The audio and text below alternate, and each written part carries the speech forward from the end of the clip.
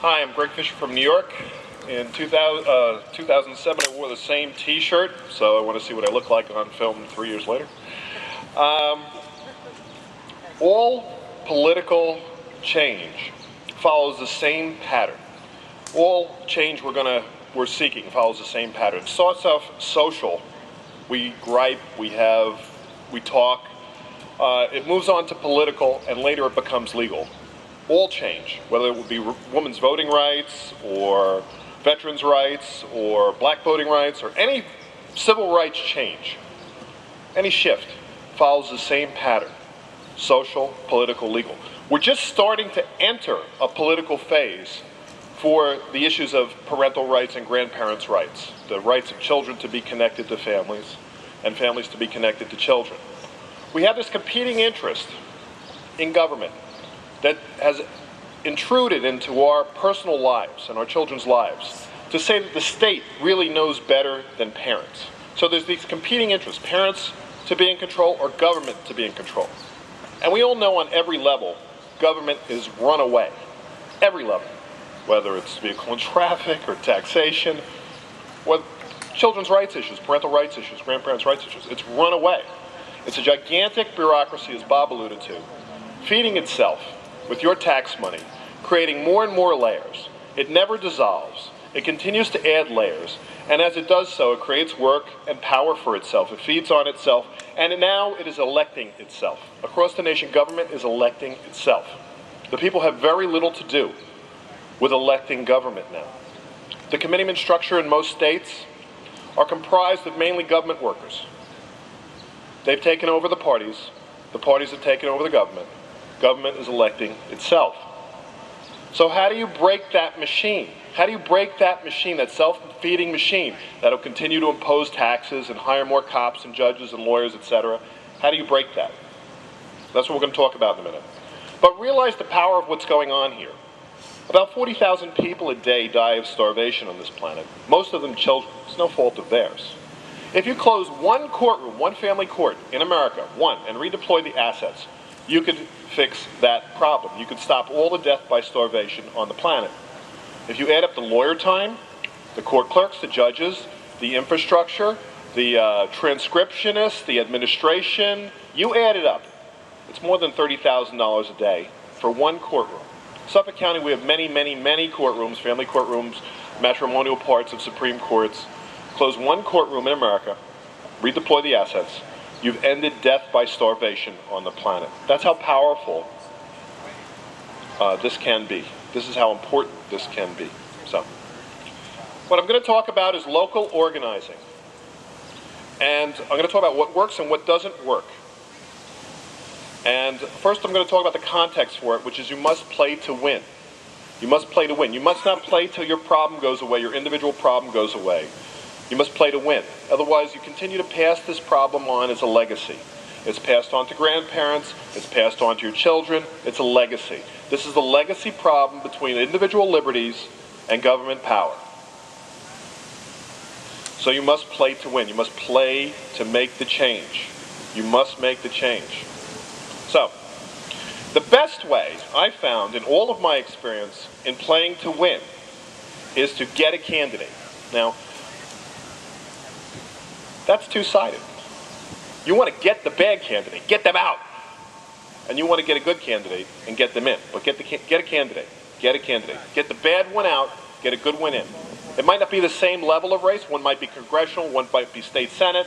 But find a bad candidate and get them out. Find a good candidate and get them in. It could be a completely different race.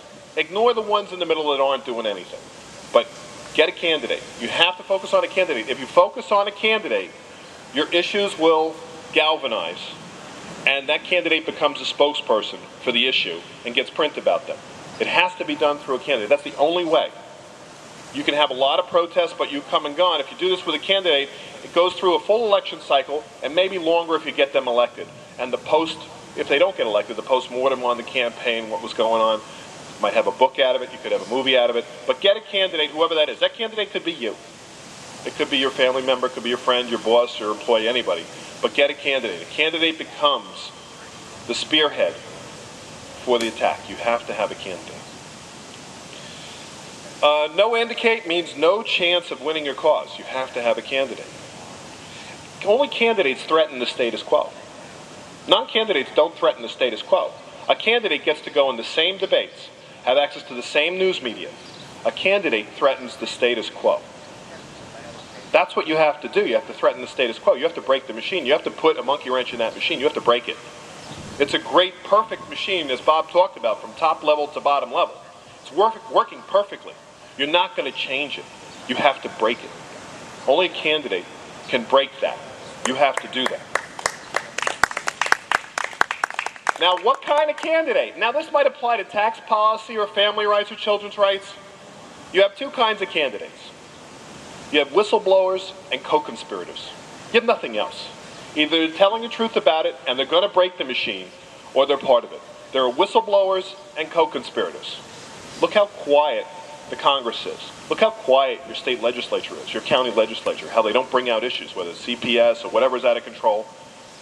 A lot of co-conspirators. Very few whistleblowers. Co-conspirators or whistleblowers. Those are your choices. If that conversation is not going on in your local political environment, make that conversation up. Well, are you a co-conspirator or you a whistleblower? What are you doing about this? What are you doing about anything? What are you doing about taxes? What are you doing about roadways? What are you doing about anything? You're either a co-conspirator or a whistleblower. And usually if they're co-conspirators on every issue. Every issue.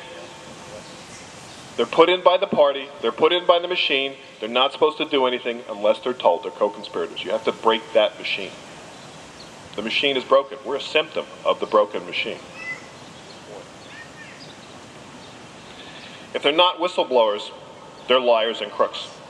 They're either doing it for money or they're doing it for egomaniacal reasons, narcissistic reasons.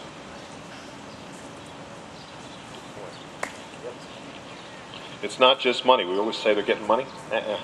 A lot of them get a lot more out of the charge of being in office and doing nothing. There are pathological people that seek out these offices, and suddenly they like doing nothing. Suddenly they like causing the inaction and the pain. It makes them feel powerful. And it doesn't matter if it's roadways or taxes or parents' issues. They're sociopaths. If they're not whistleblowers, they have to go. They have to go. You have to get them out. All right, so what doesn't work in this political organizing? What never works is using the internet as a spearhead. Never works. It doesn't work. It may never work. We have all kinds of examples. We did petitioning drives over the internet.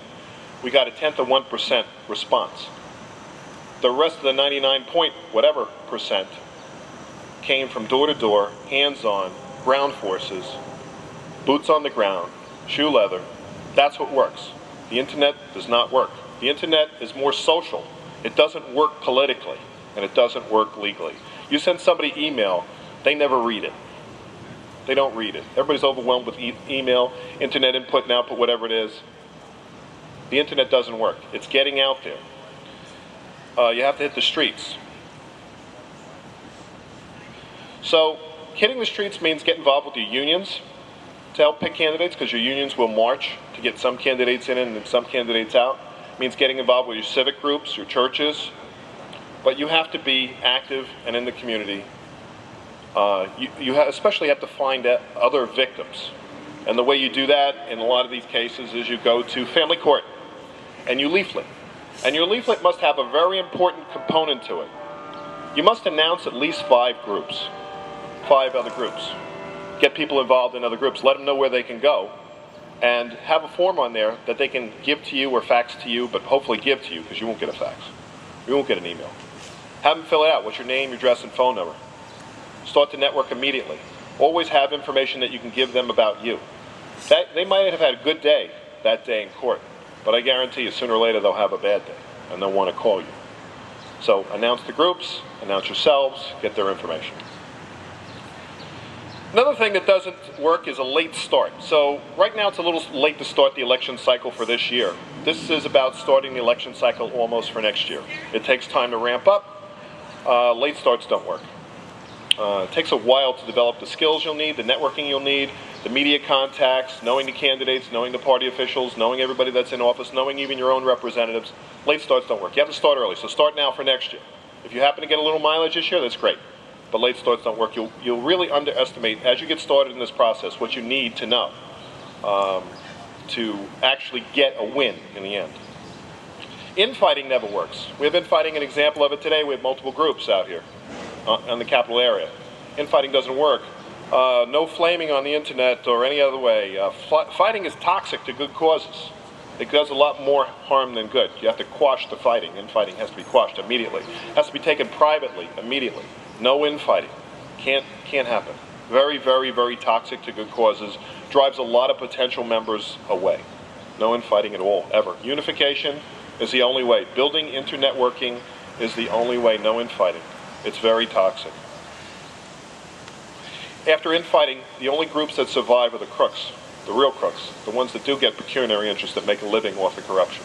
And again, any issue, whether it's the bar association, the matrimonial lawyers, the people doing the roadway contracting, supplying asphalt, doesn't matter what it is. Only the crooks survive the infighting. The crooks will survive the infighting no matter what. So we can't have infighting. No infighting ever. Has to stop immediately. Take responsibility, apologize, end the infighting. Take it on you. Be the super parent.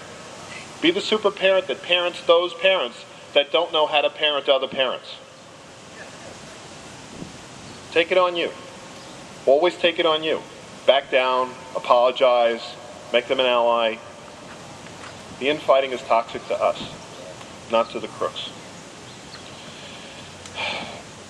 When you start to build networks, your best ally will be other victims, other people that are incensed by the issue, even more so than your own family, even more so than your friends and your coworkers. Your best allies are other victims, so find them. Go to the family courts, the other groups. Your best allies are always the others who really feel the pain personally, not 1 degree removed. So when you build your allies and who you're going to depend on, find the other people that have been victimized. That's very, very important. The most powerful political actions in the history of man started in prisons, started in other really bad scenarios, but find the other victims. Beware of anarchists. There are some people that get involved in causes just to make a lot of trouble. They're really not interested in your issue. They just want to make trouble. Beware of them. They're really toxic in the long run. They'll turn on you. So watch out for the mischief makers. Find the people that, again, are really victims that will fix the problem with you. So now on to what really works, which is start early. We're starting now for next year. We're finding candidates for next year. We're seeing if our governments have legislation pending. If it doesn't, find a person that will bring forward legislation. If it doesn't have legislation, offer to help write it. Find out who their legislative people are. Meet with them and help write that legislation. We want tangible results at the end of this. We want to take this from social to political to legal. The legal is the legislation.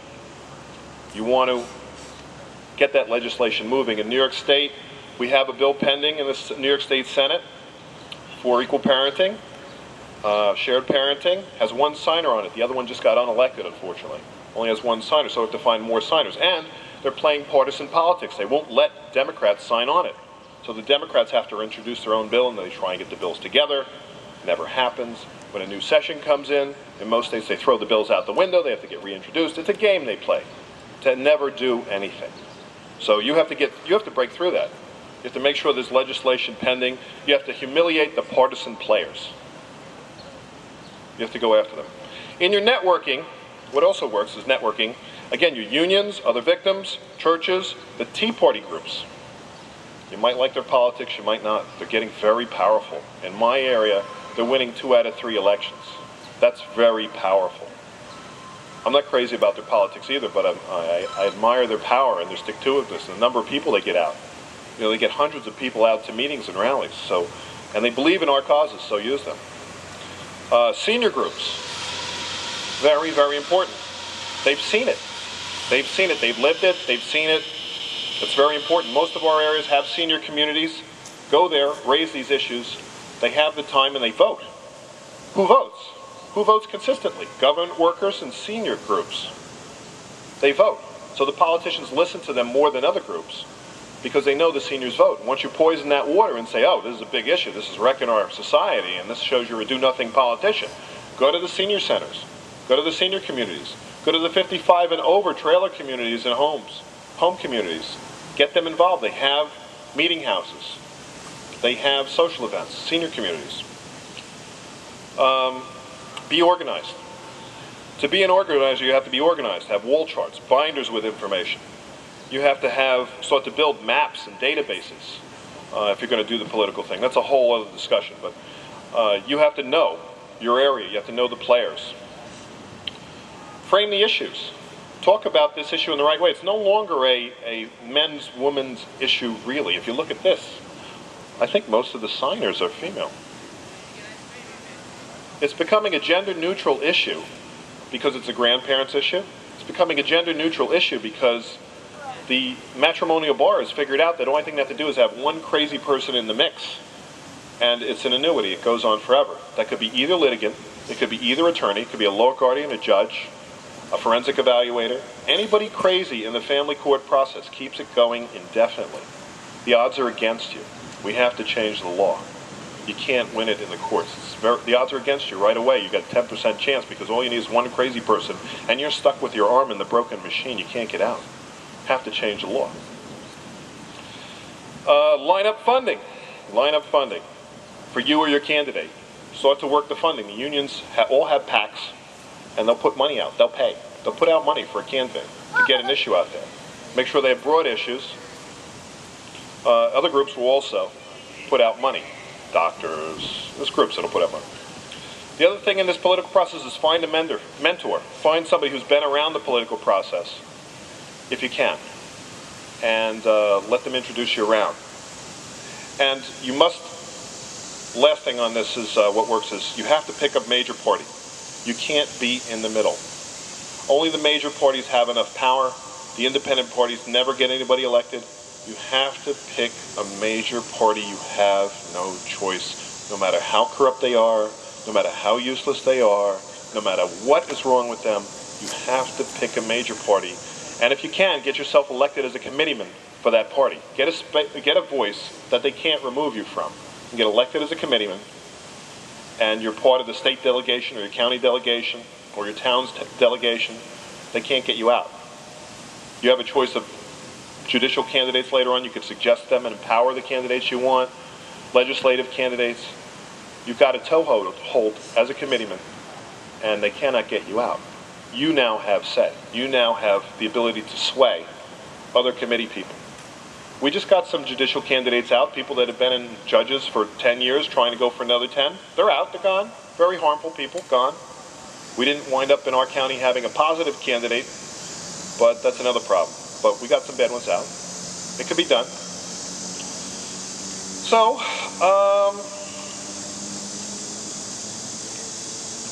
that's about it. Then it's just about being active, about voting every day. And you can vote every day by being politically active. You can get more than your one vote. And to sum up again, get your candidate now. Find a bad candidate. Get them out. Get the good candidate in. And organize the victims. Organize the victims. Thank you very much. Thank you.